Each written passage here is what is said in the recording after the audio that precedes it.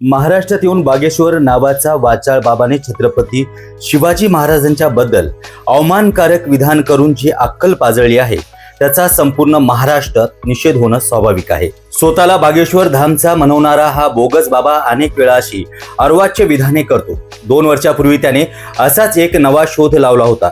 हे आमच्यासह सर्वांच्या स्मरणात आहे। ज्या छत्रपतीने आपल्याला अवघ्या 50 वर्षाच्या जीवनात 300 वर्षाचं काम करून महाराष्ट्राला ललांभूत केले आहे, तो महापुरुष थकला होता असे विधान वेड लागलेला माणूसही करणार नाही। छत्रपती शिवाजी महाराजांनी धर्मनिरपेक्ष राहून सर्व धर्मांची ज्योत सतत तेवत ठेवली।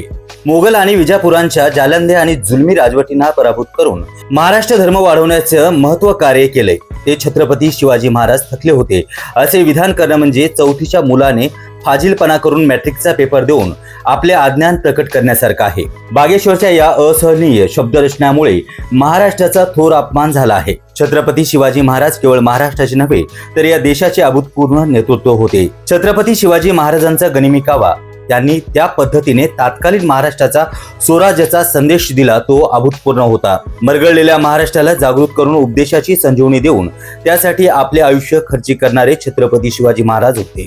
मोगली सत्तेला हादरा देऊन त्या सत्तेचे निर्दालन करणारे आणि अफजल खान नावाच्या बलाढ्य राक्षसाला फाडून टाकणाऱ्या छत्रपती शिवाजी महाराज यांच्यासारख्या महापुरुषाला ते थकले होते असे म्हणणाऱ्यांच्या बुद्धीची तपासणी केली पाहिजे। त्यापुढे जाऊन त्यांनी आपले राज्य रामदास स्वामींना अर्पण केले होते असेही हा बोगस बागेश्वर बाबा म्हणाला। इतिहासात असे कुठेही कोणीही नमूद केलं नाही। मग या 1.5 शहाणा बागेश्वर बाबाला शिवाजी महाराज थकले होते असा साक्षात्कार कधी झाला आणि त्याला हे ज्ञान कुठून आले याचाही शोध घेतला पाहिजे। या बागेश्वर बाबाला अशाच कारणामुळे 2 वर्षापूर्वी नागपुरातून पळवून लावलं होतं। धर्माच्या नावावरती त्याचे चालणारे थोतांड संपूर्ण महाराष्ट्राला परिचित आहे।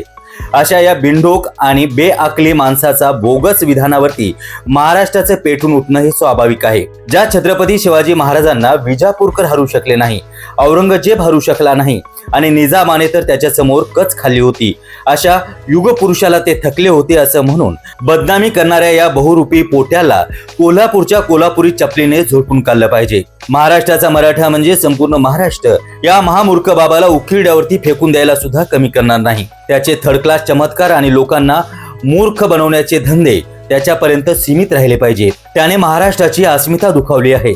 त्यामुळे छत्रपतींच्या पायापुढे लोटांगल घालून स्वतःचं नाक घासल्याशिवाय त्याला महाराष्ट्र अजिबात क्षमा करणार नाही। आपलं नाक कापून अवलक्षण करणाऱ्या या पाप्याला ईश्वर देखील क्षमा करणार नाही, एवढंच खास।